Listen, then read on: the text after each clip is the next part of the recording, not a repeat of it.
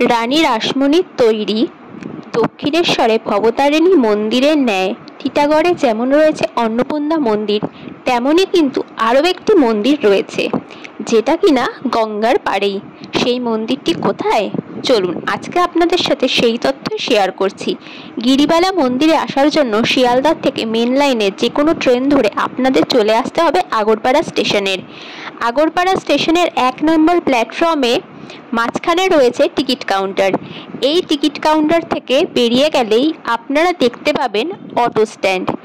Auto stand থেকে auto ধরে আপনারা চলে আসুন গিরিবালা মন্দির অথবা গিরিবালা ঘাট। মাথাপিছু ভাড়া লাগে 14 টাকা করে, আর সময় ওই 10 থেকে 15 মিনিটের মতো। অটো আপনাদেরকে যেখানে নামাবে সেইখান থেকেই কিন্তু ফেরার সময় আবার আপনারা অটো পেয়ে যাবেন, তাই যাতায়াতের কোনো সমস্যা নেই। অটো স্ট্যান্ড থেকে সোজা যে রাস্তাটা, সেই রাস্তা ধরে চলে আসলেই দেখতে পাবেন প্রথমে একটি বজরংবলীর মূর্তি, এবং তার পাশের গলি দিয়েই আপনারা চলে যেতে পারবেন এই গিরিবালা মন্দিরে। পাড়ার ভেতরের সরু গলি দিয়ে প্রথমে কিন্তু আপনারা বুঝতে পারবেন না যে এখানে কোনো মন্দির রয়েছে, তাই চাইলে আপনারা গুগল ম্যাপস অন করে নিতে পারেন। দেখতে দেখতে চলে এসেছি এই গিরিবালা মন্দিরে। অটো স্ট্যান্ড থেকে গিরিবালা মন্দিরে পায়ে হেঁটে সময় লাগে 2 থেকে 3 মিনিট। মন্দিরে ঢোকার আগেই আপনারা দেখতে পাবেন এই ভগ্নপ্রায় বাড়িটি। না জানি কত ইতিহাস বহন করে চলেছে এই বাড়িটি।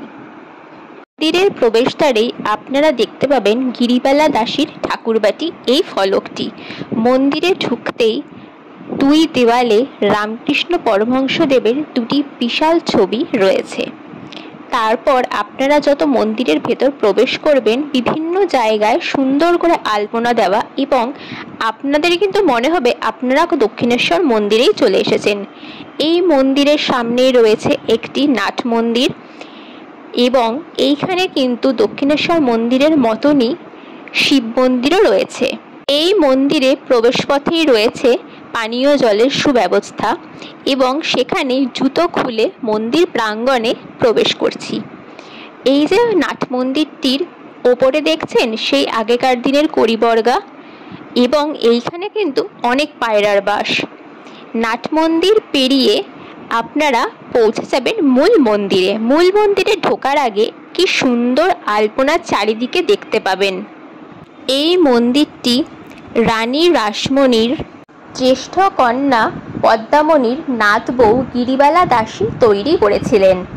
মন্দিরটি তৈরি হয়েছিল 1911 সালের 1 জুন। মন্দিরের ভেতর পূজিত হন রাধা গোবিন্দ, তার সাথে আরও অনেক দেবদেবী।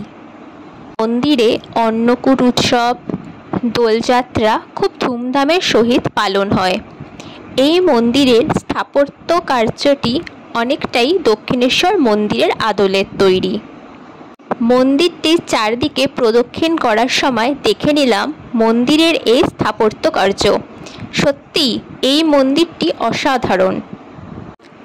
আসল মন্দিরের পাশে রয়েছে 3টি করে মোট 6টি শিব মন্দির। প্রত্যেক কটা শিব মন্দিরের আলাদা আলাদা নামও রয়েছে। এই মন্দির প্রাঙ্গণ খুবই শান্ত, পরিষ্কার। স্থানীয় লোকেদের মুখে শোনা এই যে শিব মন্দিরগুলিতে শিবরাত্রির দিন এবং নীলপুজোর দিন বিশাল পরিমাণে ভিড় হয়ে থাকে। এই মন্দিরে প্রথমে রয়েছে 3টি শিব মন্দির, তারপরে গঙ্গাতে যাওয়ার রাস্তা। এই যে এটি হচ্ছে গঙ্গাতে যাওয়ার রাস্তা, কিন্তু আমরা আগে ওই দিকে থাকা আরও 3টি শিব মন্দিরের দর্শন করে নিলাম। শিব মন্দিরে শিব ঠাকুরের দর্শন করে নিয়ে এবার আমরা যাব গিরিবালা ঘাটে।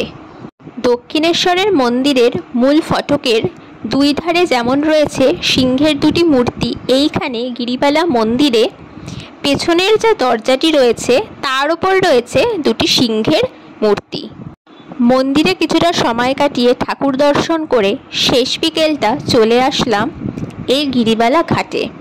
গিরিবালা ঘাটের পরিবেশটা খুবই মনোরম। পড়ন্ত বিকেলের সূর্যের আলোকে সঙ্গে নিয়ে আজকের এই ভিডিওটা এখানেই শেষ করলাম। আপনাদের সাথে দেখা হচ্ছে পরবর্তী এরকমই কোনো অজানা জায়গার সন্ধান নিয়ে। ততক্ষণ সবাই ভালো থাকবেন, সুস্থ থাকবেন, টাটা।